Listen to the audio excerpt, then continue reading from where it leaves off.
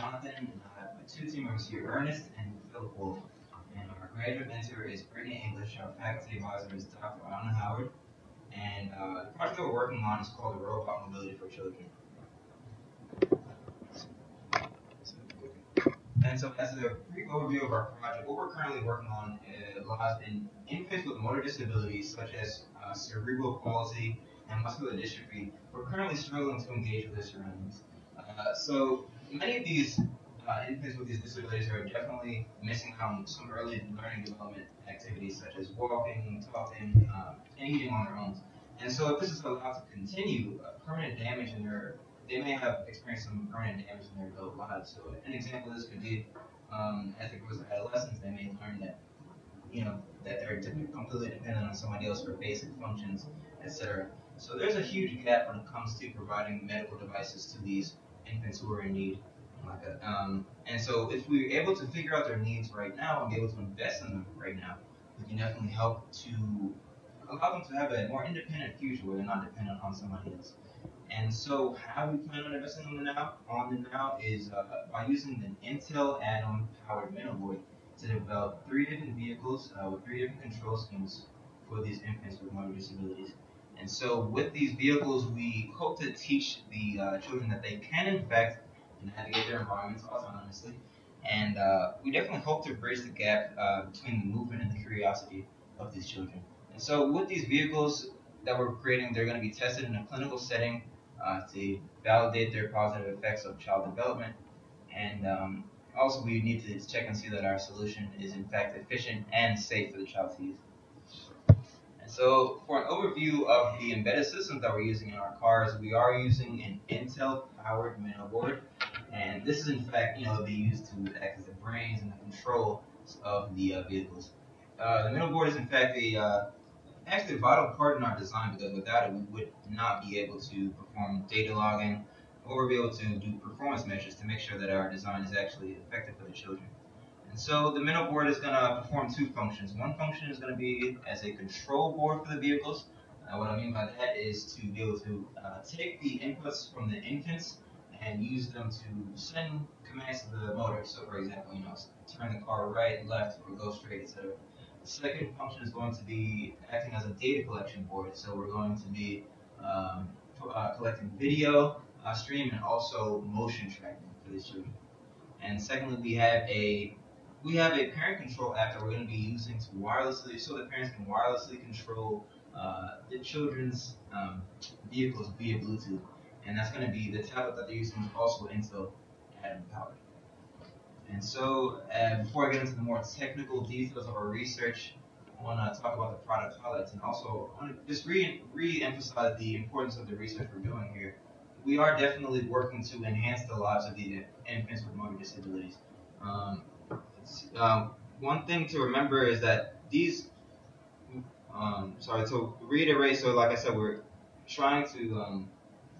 really trying to enhance the lives of these infants with motor disabilities. And in the medical field right now, there are several devices that are catered specifically towards adolescents and adults. However, there seems to be a massive gap when it comes to providing for infants with these same medical devices.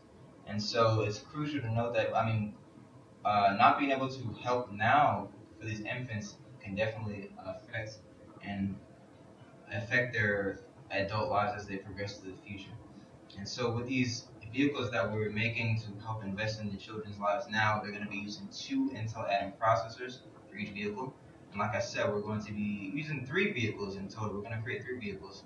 And so therefore, we're going to use a total of 6 Intel Atom processors. Each vehicle will be created with a budget of $700. And as stated in our application, we're going to use three vehicles. One has been completed, one is in progress, and one is yet to be initiated. So this is the more technical details of our research. The motivation behind what we're doing here in our research is it lies in children who are stricken with severe motor disabilities such as cerebral palsy and muscular dystrophy, and who are unable to navigate their environments freely due to these disabilities. So the freedom to navigate an environment for a child is in fact crucial for early brain development. In fact, research shows that if a child reaches the age of 4 without ever finding a way of navigating through his environment autonomously, whether it be through walking, crawling, or using a vehicle. The child may experience extreme or permanent disinterest in his environments, and this also has implications on the learning rate of the child. So you may experience delays in walking, crawling, eating, and etc. So one example of this could be, let's say you have a child, and for the first 4 years of the child's life, you never allowed the child to walk. Instead, what you did was you picked them up and you carried them around everywhere. And so the child will learn over time that, wow, I mean, even if I see a bright shiny object on the table that I really want to touch or pick up or put in my mouth or whatever, interact with, I know I can't get there unless my parent specifically walks me over and allows me to pick up that object. So as you can imagine, this has implications on the child as he grows and becomes adolescent. In school, if he's already has solidified in his mind that anything outside of a 1 foot radius from me is not of interest to me, then how would he be able to stay engaged in school? If he's not engaged in school, then it may be a little tough to get his degree.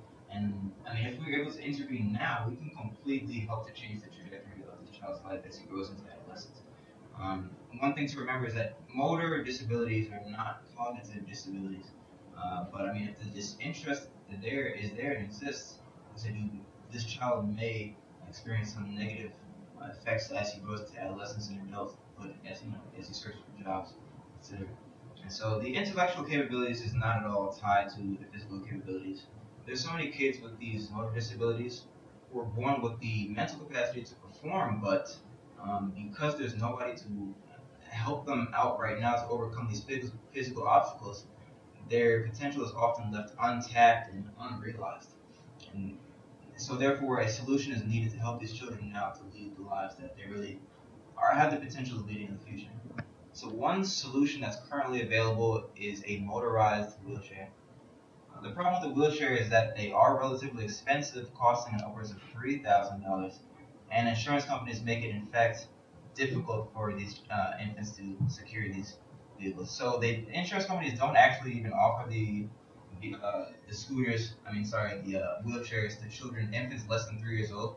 The reason is because, as you can see here in the image, the wheelchair is relatively hefty. It's over 200 pounds. So therefore, if an infant loses control of the vehicle, accidentally, God forbid, runs over a child or hits an object around the house, this may yield disasters, as you can imagine, circumstances.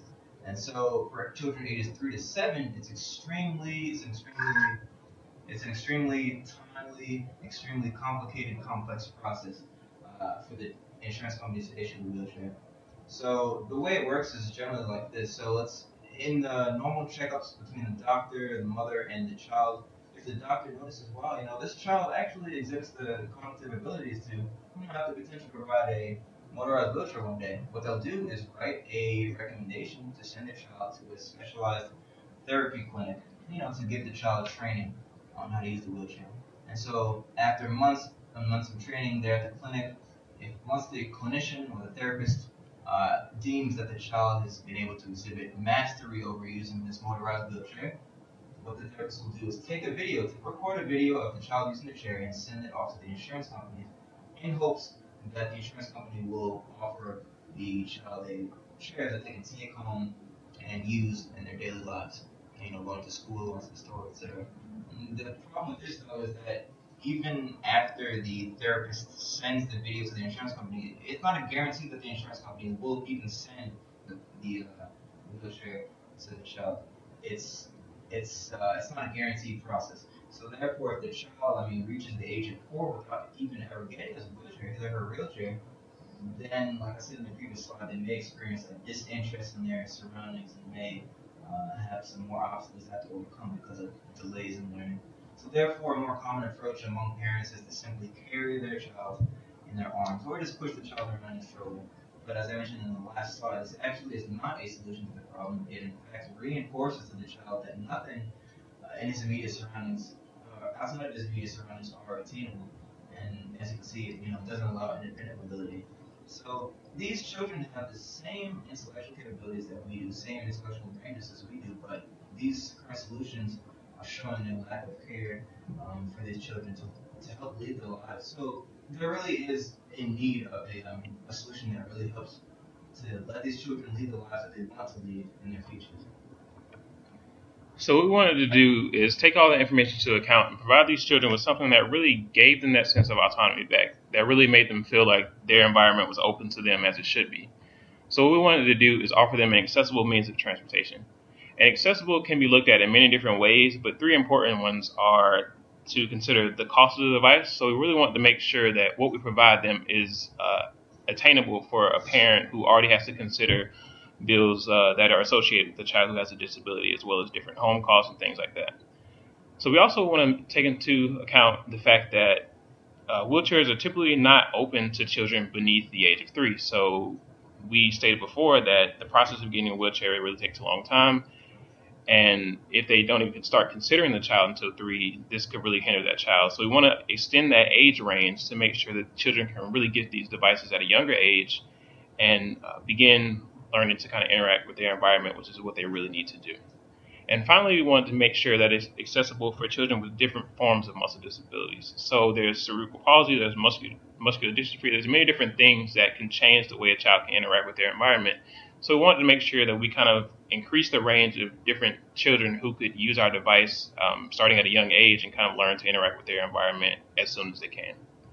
So acknowledging that, we wanted to explore different modes of control. We have 3 that we're proposing, and so the first one is the joystick control scheme. It's the one you see working on in the right. The joystick is important because it's for children who have a certain amount of fine motor control, which means that they can grab the joystick well enough with their hands, they can kind of control their fingers, and they can push in certain directions to direct the car. Now, this is also important because, as Jonathan mentioned, one process that children who are working towards getting a wheelchair have to go through is to be able to demonstrate to their insurance company that they can control a wheelchair properly. So as they're learning to use this device at a young age, they're already kind of getting down those techniques of how they would control their wheelchair in the future, so that when they get to that age or get to that point where they're ready to obtain a wheelchair, they kind of have already stepped over that hurdle, and that's one less thing their parents have to worry about as they're trying to get their child from point A to point B. The next control scheme is the leaning control scheme. This control scheme is meant for children who don't necessarily have the level of fine motor control that a person using the joystick control scheme will have, but they do have enough control in their core so that they can lean in different directions, which would be the direction they want to go. And this is also important because as they're leaning in different directions, they're also using their core muscles, which is really important for children with these types of disabilities, where they really need to strengthen their core. It kind of helps them sit up in different chairs or things like that. So as they learn to use this device, they're also working on themselves and kind of growing physically as well as cognitively. And finally, we have the reaching control scheme. The reaching control scheme is important because it's kind of that innate movement that a child would do. So if a child wants their parent to pick them up or they want to get a ball, they'll kind of reach in that direction, and the parent will know, okay, my child wants me to grab them. This is kind of similar to that if a child wants to go to the left, they'll kind of reach in that direction, and the car will take that information and go in that direction.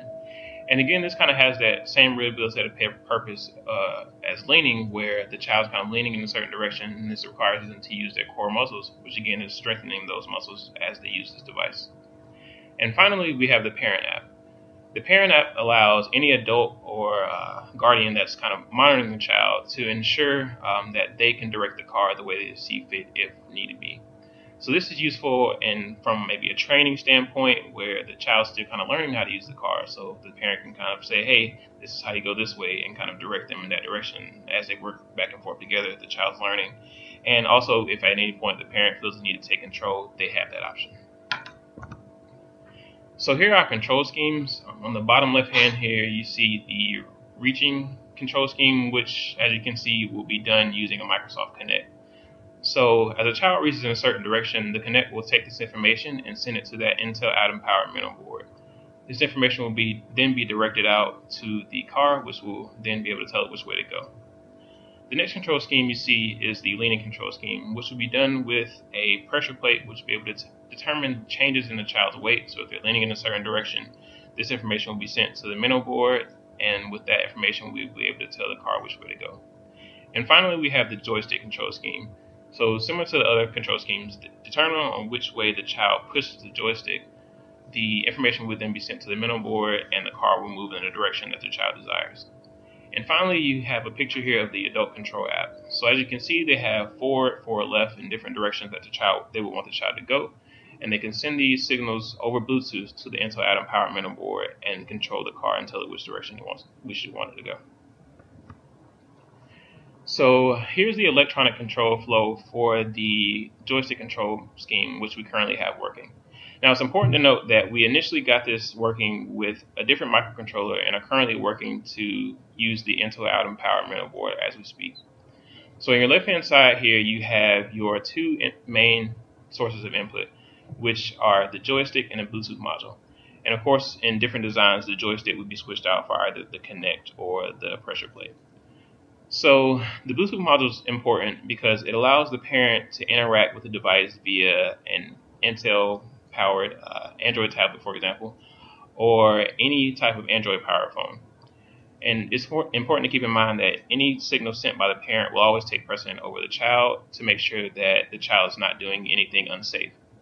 So let's say, for example, the child wants the car to go forward. They'll push the joystick forward into the left corner of the joystick, and this information will be sent to the mental board. The mental board will then take this information and send it to our H-bridge, which is our motor controller. The H-bridge will then tell the actuator to extend, and this motion will cause the front wheels to turn. The car motor will then be told to spin forward, which will cause the car to move in that direction. So one of the most important things we've had to consider while working with these children is safety. So we've implemented several safety features, in fact, in order to help keep them safe. So on the front and the back of the car, we've attached a bumper with foam padding so they can reduce the impact upon collision emergencies and keep the child more safe that way. We also had padding on the interior of the car for the joystick and the seat, so that the hands and everything controlling the joystick will be padded, as well as the headrest for the child to keep that well padded and reduce impact. We've also added safety harnesses to seatbelt the child in place, so the child won't wiggle around and hit the sides of the car.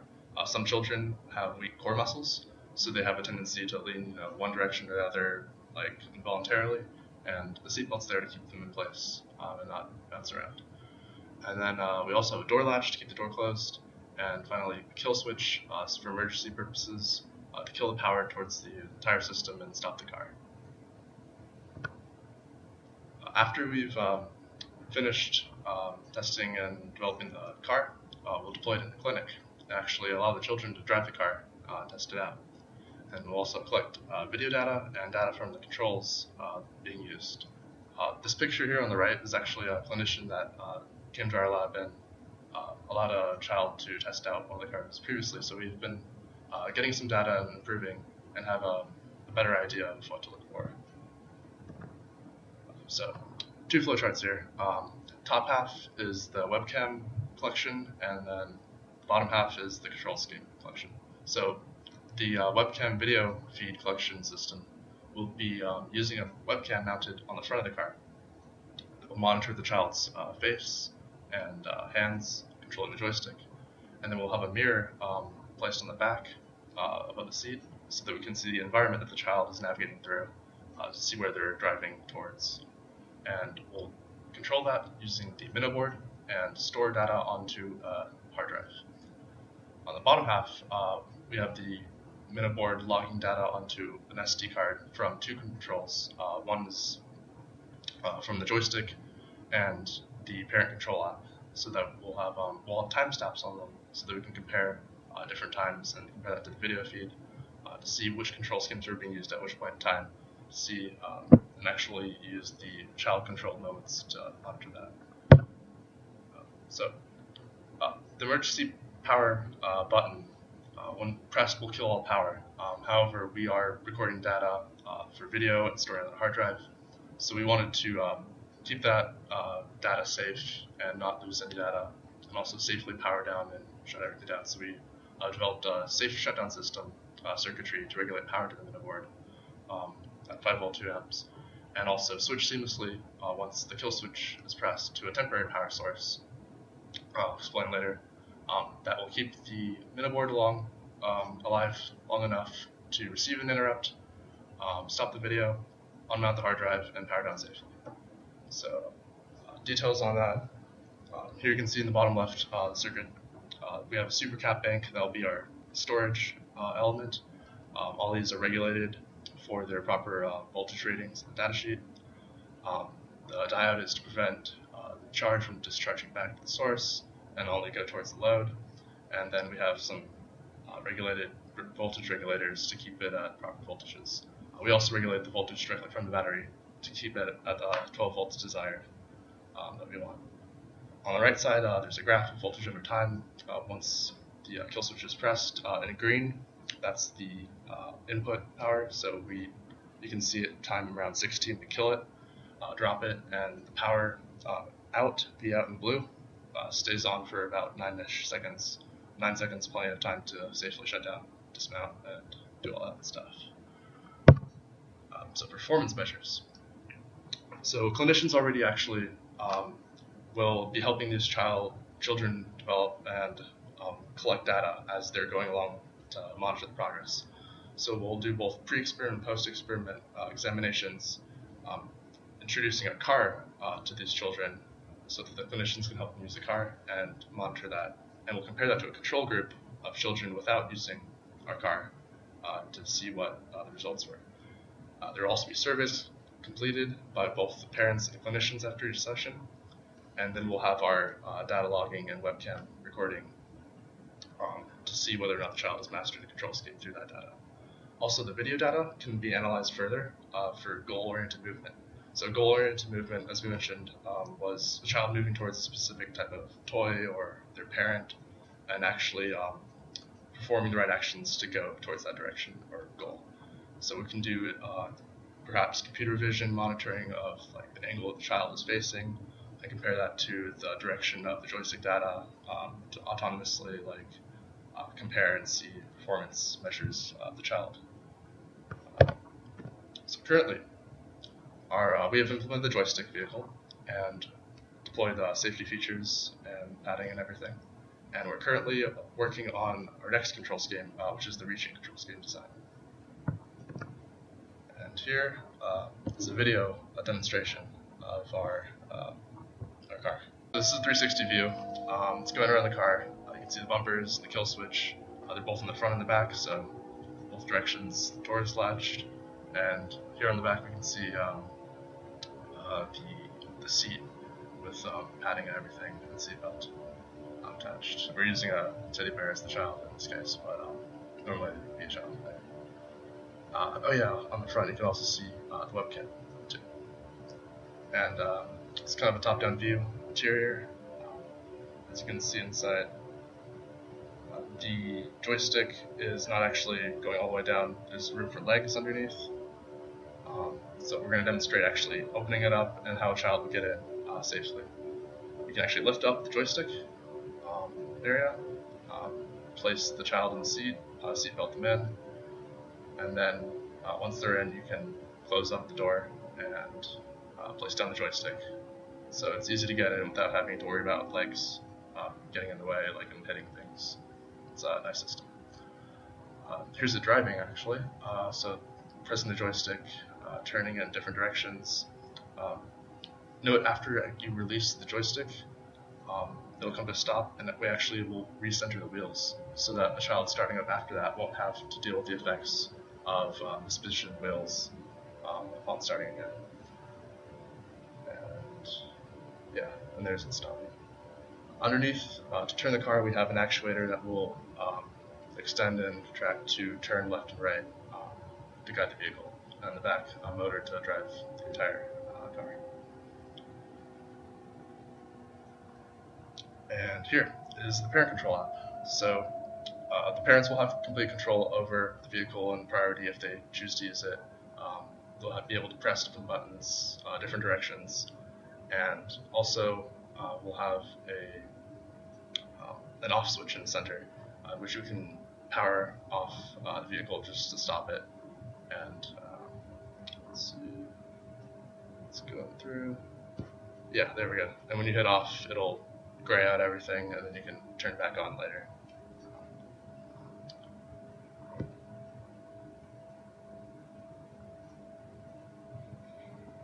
Skip through a little bit here. Alright. So here's an example of us using it in the lab. And I'm going to show both at the same time. There we go. This is actually on a phone this time, so it doesn't have to be a tablet. It's any app compatible. And yeah, we're just driving around the car with the parent app.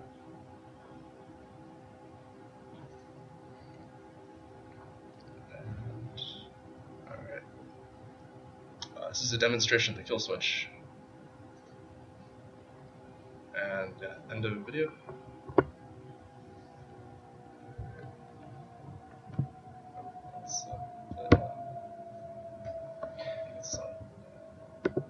Okay, so now that we've seen the car working, we wanted to discuss some of the risk involved with working to complete this, complete our proposed ideas within the time limit of this competition. So the first one is receiving the IRB approval prior to the final report deadline. And so this process involves interacting with our institutional ethics board to ensure that anyone involved with our research, so in this case the children, to make sure that they aren't involved in any unnecessary risk and just to really make sure that they're being treated as ethically as possible. So to do this, and so as a result of this process, there's some back and forth to make sure that they understand what we've designed and how it's going to work, and so that we can make changes as they see fit to ensure this design works as safely as they feel it should. So this could result in us not being able to begin research before the completion of this competition. So to mitigate this, we wanted to make sure that we validate each design with the clinician's feedback. And so this would allow the clinician to say how she feels the child would do while using the device, so using those different control schemes and how they would apply to those different types of children. The next risk is working to complete the timeline for all three designs. So initially the idea was to kind of work on each design simultaneously, but we kind of saw that if there was an issue with one design or another, that we may not be able to complete each car within the time limit given. So we wanted to mitigate this by focusing on finishing one design at a time. So as you can see, we have the joystick control scheme working and are beginning work on our next control scheme. And so this will allow us to have one or two or hopefully three cars that work completely instead of having three cars that don't work at all. And our final risk is the validation testing timeline. So we propose taking about 6 months to test each car. And with them being completed in a cascading fashion, we wouldn't be able to complete 6 months on each. So we just want to make sure that we're collecting as much data as possible, so partial data, and gathering this for the final deadline for the competition. So here's our budget. Now our budget averages up to about $700, but keep in mind as the control scheme changes and the vehicle type changes as well. So a smaller car will have a lower price than the $150 that you see here. And the control scheme will cause the price to go up or down as well. So of course the Microsoft Kinect will cost more than the joystick. So our controller materials are going to cost about $350 with the input, the mental board, our H-bridge, the battery actuator, and Bluetooth. Our safety materials, which is the padding and seatbelts that you were able to see, cost about $100, and the data collection, so that's the webcam, the external hard drive, and power converter, come up to $100, which again averages out to $700. So our next steps, we have begun working on the reaching controller, which we expect to take about 2 months time to complete, and we've already purchased the materials, which again come around to that $700 price range. And again, this adds the capability for a child to control the vehicle with reaching motions. Next, we want to complete the leaning controller and safety. Again, we expect it to take 2 months time to complete and $700 to build, and the materials again have already been purchased. And again, this adds the capability for a child to control the vehicle with leaning motions. And next, finally, we want to complete the vehicle testing. So again, we propose taking about 6 months to fully test each vehicle and ensure we're getting the results we want to see. So just to summarize, we acknowledge the fact that there was an issue addressing the lives of infants with motor disabilities and how they struggle to engage with their surroundings. So we really wanted to take this into account and make sure that we are providing them with something that allows them to kind of grow and acclimate with society. So you kind of have to take into account the fact that everybody wants to see their child grow. And we decided to attack this problem by using the Intel Atom Power mental board to develop 3 different vehicles for infants with motor disabilities. And again, while doing this, we're stretching the age range for children who can use these devices. So we're allowing more children to interact autonomously. Then with the 3 different control schemes, we also address different types of motor disabilities. So again, we're trying to stress this as far as possible to engage as many kids as possible. And we again want to test these vehicles in a clinical setting to validate the positive effects. And again, just those positive effects involves making sure that the child is really kind of learning how to interact with their environment. And again, we have found research that says that this interaction with their environment, this learning and growth, not only physically, but most importantly, cognitively, will allow the child to really grow in ways that all parents want to see, which is that their child's growing into a really functioning member of society, and they're kind of working at the same level as their peers to really contribute as any other child would do. And it's something that we want to see as much as their parents do. So with that, are there any questions?